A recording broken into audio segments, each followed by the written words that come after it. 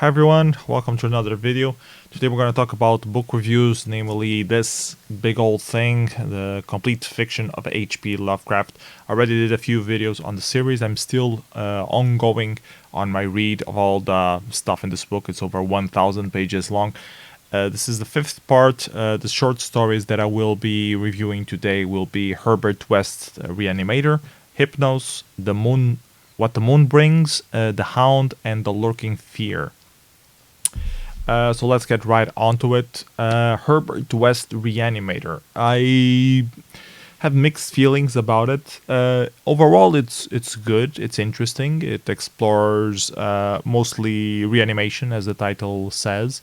The person Herbert West, who is a doctor of some sort and does some experiments trying to reanimate dead bodies, and he has some issues. Not only finding fresh bodies to test his theories and serums on, but also what happens afterwards and the whole ordeal he has to go through. It's a multiple stage kind of book. I believe the original stories of the different chapters were sold in a magazine of some sort, because whenever you start a new chapter, it repeats a lot of what was previously mentioned. I don't really like that sort of thing, but I mean, on the other hand, that's how it was written, so you're experiencing it as it supposedly was.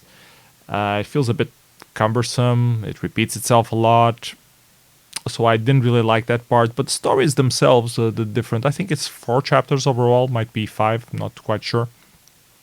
They're interesting in themselves, they cover different parts, and they have a nice crescendum that goes into just being explaining how the whole story layout is, until you're finding mystery, and then you start feeling the dread, and it culminates into this big apotheosis of psychological horror of some sort.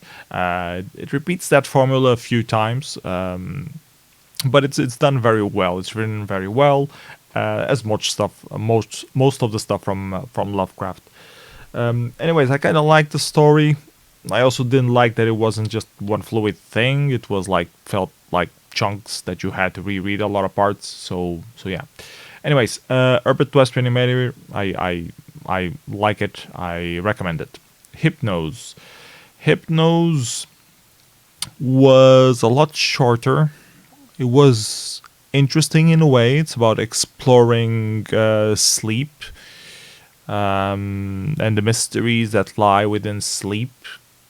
So it was interesting to read about that. There are some things in there that you start wondering if the character is maybe hallucinating or not. But overall, I really like the story, and I think it fits well into the whole horror terror of Lovecraft lore. Nothing overwhelmingly special, but it's pretty decent written. What the Moon Brings is a very, very short story. Also a bit about hallucination, psychological terror. Feels like a bad drug trip in a way. Really, really short. Might also be written somehow as a parallel to things, in a poetic sort of way, which is an interesting take on the whole not structure of the thing. No, don't know the right way to explain this. So yeah, I enjoyed it. It's nothing really overwhelming. It will probably forget your memory after a short while, but overall it was pretty decently written and it was interesting to check out. Next we have The Hound. The Hound was okay, was pretty decent. It's a story about a few, I think it's a couple of gravediggers. Not sure if it was 2 or more. That was my doubt. And they are used to grave digging a lot and the things that they find. But you know, in Holland they find something that they were not expecting, and it features a hound clearly. But it goes a bit more than just that. I can't really say anything else without revealing some spoilers. But it was interesting how they did the whole build up with the whole terror scene. It felt like a bit predictable at some parts, and it was also divided into 2 parts, which made me think that it was probably also released in a magazine form of some sort. but I didn't feel as bad about this one as I did about Herbert West. It didn't repeat itself that much, so it was pretty okay. I think I liked it overall, but it was a bit predictable, so that's my main complaint about it. The Lurking Fear. The Lurking Fear was really good. I really enjoyed The Lurking Fear. It's quite long. Again, the same kind of formula that you have multiple chapters. I think it's 4 overall, about the same story. They repeat a little bit of the same thing.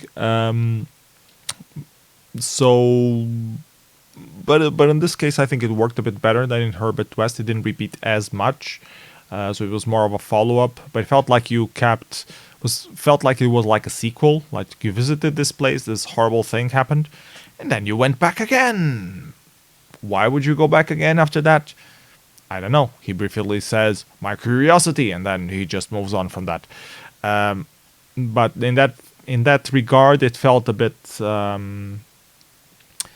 disconnected from reality, so it kind of loses the immersion of the whole thing. But at the same time, you do realize that it's fantasy and supernatural kind of stuff. So the immersiveness is kind of lost by default. I really like the terror build-ups on the Lurking Fear in particular. There were some parts that really made me queasy. So yeah, I really liked that, and it felt a bit more like a mystery as well. You had to sort of try to understand how this could possibly be real. And it sort of gives an explanation of that in the end. So in that regard, it was good. It wasn't just, there's something weird happening and we'll never know what it is, just that some bad stuff happens. But it actually starts giving you clues part by part into what kind of thing it could be, where it came from, how it behaves. So it starts to give you some clues to piece things together. And it also, there's a parallel to some other Lovecraft stories, some elements that feel similar. The story of involving a whole family into the thing and different lineages of a family into something that happened in a certain place. So the whole scenery in that regard felt a bit similar to other stories from Lovecraft, whose name I don't really remember right now. Probably should have noted that down before recording the video. But yeah, I remember one story in the beginning of the book that featured that about a family that once went into some expedition into Africa and came back with a bride, and then this was whole series of events describing the lineage of the family that always had weird things happening to each member. So yeah, I saw a little bit of a parallel with that, but not a direct parallel, just slightly. So I thought that was interesting, as if Lovecraft kind of like found a formula of some sort and then tried to refine it a little bit to try to improve it or do it different. But I think the formula worked. I think that's an interesting take on how to tell a story and have like more character connectivity, not connectivity, I don't really know the right word to say it. It's more believable for for the reader, if you explain that it's this whole environment where people lived for multiple generations and this thing happened and that thing happened and the other thing happened. It builds this layer of belief on the whole story, like there's history behind it, so that kind of makes it more believable. I think that's the trick there to why he includes different old lineages from a family into this kind of horror stories. Anyways, I really liked. I think from these 5, I think The Lurking Fear was the one I liked the most. I think a lot of probably Herbert West Reanimator is more famous. I have that feeling somehow. Didn't really look it up, but it felt more like cliche kind of thing. Ties into Frankenstein in some way, but it goes a bit more into terror than Frankenstein did from Mary Shelley. So yeah, I think it's a different take, and it might have influenced other authors a lot more than The Lurking Fear, for example, has. So yeah. What other things can I say about these 5 stories? On Hypnose, I also thought a lot about Sandman, the works from Neil Gaiman. Just because it's related to Dream, I don't see a direct resemblance or direct connectivity. It's a different kind of sleeping god that operates on the story from Lovecraft. But it was interesting to reflect on the different parallels between the 2 characters and how they are interpreted in our culture, as if there's like this supernatural entity that controls dreams of people, and if you try to explore it, you might get lost into the dreamland, which was a bit like, I remember a few chapters from Neil Gaiman's comics also had that, explored that part of the whole character of the Sandman. Anyways, that's all I had for today. Let me know what you think on the comments below. If you already read any of these stories, if you want to discuss a little bit more about them with spoilers or without spoilers, I'm all for that. Till then, see you next time.